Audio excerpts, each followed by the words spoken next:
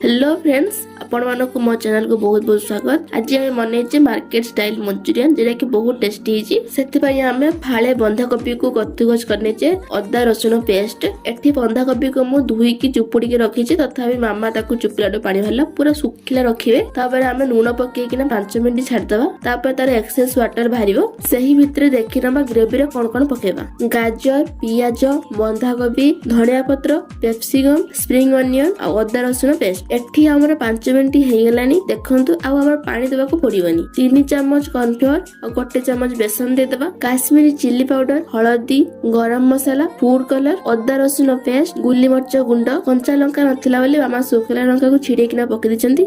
तापर ताको भलो किना गोळेबा। टोटली पानी देबानी। पूरा बैटरटा हमें पूरा टाण करिबा।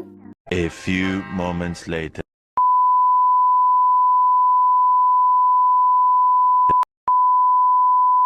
एठी हम बैटरटा भलो किना हेलान। तापर हम छोटा छोटा बॉल तैयारी करिया।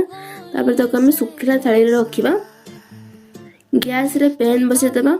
पैन गरम होबा भितरे हमें गोटे जगह रे tomato sauce, vinegar, soya sauce पके देबा। आ घरे नथिला हमर चिली सॉस, चिली सॉस निश्चय पकेबे, टे स्किप करिवेनी। तापर हमें पकेचे 1 चम्मच लंका गुंड, ताको भलो किना गळेबा। एही भितरे हम तेलटा पूरा गरम हेलानी। आगुरु बनै की रखिथिबा छोटा छोटा बॉल्स को सब पके देबा।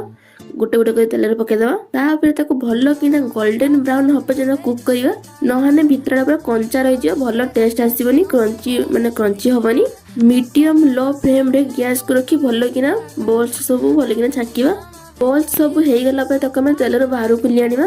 सेम प्रोसेस रे अन्य बॉल्स सब छाकी देबा। तापर हमें ग्रेवी बनेबा। सेते पे हमें पैन बसी जे पैन गरम हे गलानी। 3 चम्मच तेल दबा। तापर हमें पियाज पकेबा। पियाज को स्क्वायर साइज रे काटिया।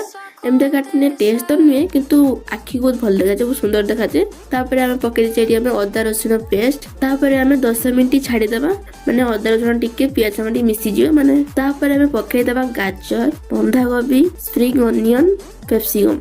हमें परिबा को बेसी भाजीबानी, क्रंची रखिबा। तापर स्वाद अनुसार नून, हळदी, लंका गुंड पके देबा। पके दी गोळेबा। भलो किना गोळेबा। गोळे के थोरे मात्र ढांकीबा, नहने बेसी परिबाटा हम सिझी जिवो। परिबाटा बेसी सिझीबनी ने क्रंची रहिबो।